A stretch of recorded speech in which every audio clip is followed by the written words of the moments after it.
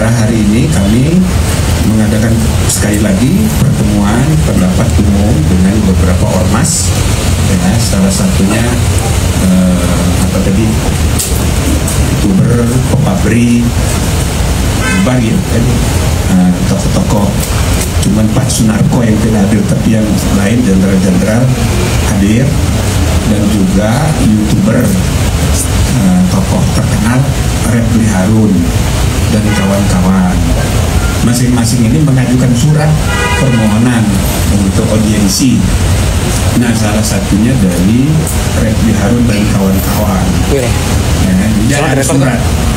Nah, atas dasar surat permohonan itulah kami gabung dalam satu forum ini untuk mengadakan rapat dengar pendapat, ya kan? Nah, tapi khusus untuk Pak Refli dan kawan-kawan, nama yang datang tadi ternyata tidak sama dengan daftar surat yang diajukan kepada kami, dan rupanya daftar namanya setelah dikonfirmasi kemarin itu ada nama-nama yang berstatus tersangka. Nah, maka tadi malam kami mengadakan pertemuan rapat kilat gitu, Zoom, bagaimana kita tidak menerima yang statusnya tersangka, begitu. Supaya apa? Supaya kita fair. Ini adalah lembaga resmi bertemu di Ibu, saya ketua MK pertama tahun 2004, pertama kali Pilpres dan pemilihan umum yang perselisihannya dibawa ke MK. Itu banyak sekali kasus ijazah palsu, banyak sekali. Gitu loh. Maka tahun 2004 itu syarat menjadi caleg itu SMP. Nah, maka atas dasar pengalaman itulah kami menyarankan kepada pemerintah supaya ditingkatkan dong, jangan SMP, jadi SMA. Maka tahun 2009 pemilunya itu syarat caleg itu SMA. Ternyata tetap banyak juga ijazah palsu itu.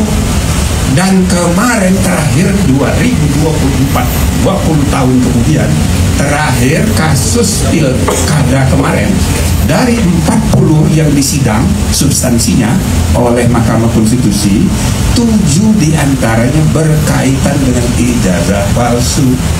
Jadi saudara, ijazah ini adalah masalah serius di Indonesia. Jadi mudah dipakai untuk alat persaingan politik. Dan yang kedua, ini tandanya administrasi perijazahan kita bisa, kami udah putus. Nah, muncul ide-ide, antara lain misalnya Pak Asgaf tadi mengusulkan bagaimana bisa nggak mediasi. Oh, bagus itu, coba tanya dulu, mau nggak mereka dimediasi, ya kan? Baik pihak Jokowi dan keluarga maupun pihak Roy Suryo dan kawan-kawan, mau nggak mediasi. Nah, jadi status tersangkanya tetap, ya kan? Tapi dimediasi dulu. Kalau misalnya ditemukan titik temu, ya kan? Bisa nggak lanjutkan pidananya. Tapi kalau seandainya tidak berhasil, ya lanjutkan, nggak apa-apa. Tidak ada forum lagi yang bisa membuktikan keaslian atau tidak aslinya. Toh tidak bisa. Perdata sudah disuluh, ya tinggal pidana. Nah, kalau mau ya penal, mediasi penal namanya, sesuai dengan filsafat KUHP dan KUHP yang kemarin disahkan, yaitu restoratif justice. Tapi syaratnya Rismond dan kawan-kawan harus bersedia dengan segala konsekuensinya. Kalau terbukti sah atau terbukti tidak sah, itu masing-masing harus ada risiko. Nah, itulah kira-kira. Tapi silahkan mereka bahas. Ya, intinya apa yang tadi kami sudah selesaikan hari ini bagian dari mengundang aspirasi, mendengarkan aspirasi masyarakat luas untuk perbaikan. Ya, kita tidak terpaku pada kasus-kasus.